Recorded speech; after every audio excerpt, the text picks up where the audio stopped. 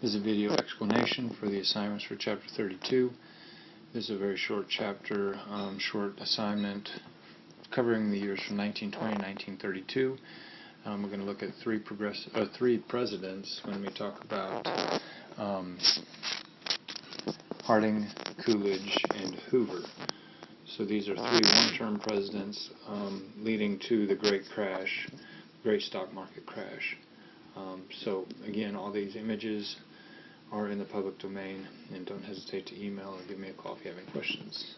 Thank you. We'll start off with the gang from Ohio, and this is Harding's cabinet, and these can be found on page 728.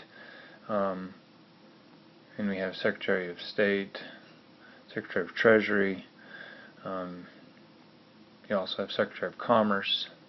So anyway, these are all things that you need to find on page 728, and we're going to get to this idea that this gang from Ohio, pretty much, especially when you get to Albert Fall, led to this stench of scandal, and this oil scandal, and it was kind of called the Teapot Dome scandal. And so read about that. You'll find that Harding surrounded himself with a group of buddies, and they didn't do him any favors. So read through the chapter. Hopefully, I mean, it's pretty self-explanatory. You won't have any trouble. Okay, then there's also this strange death of Warren Harding. So his vice president, Calvin Coolidge, takes over, but Harding dies, and it's quite scandalous, some of the things that Harding was involved in, but not a very popular president. Harding dies in office, and Coolidge takes over.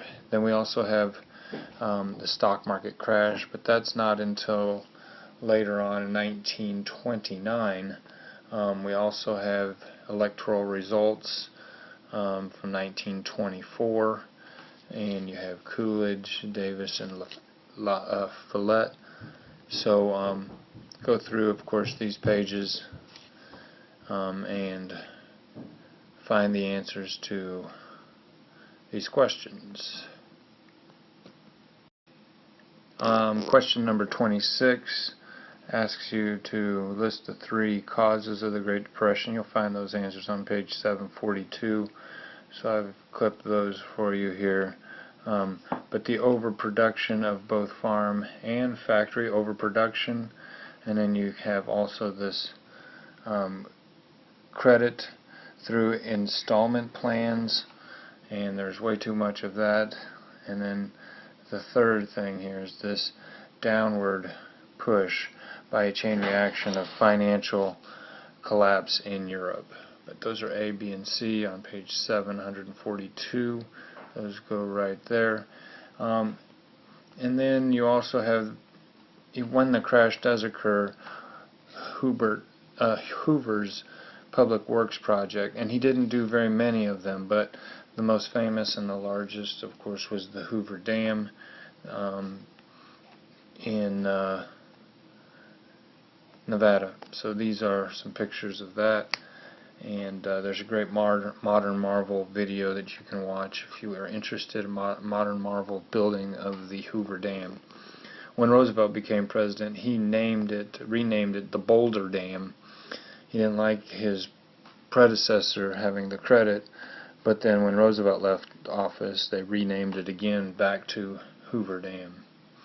There's another video that is a great explanation of this time period.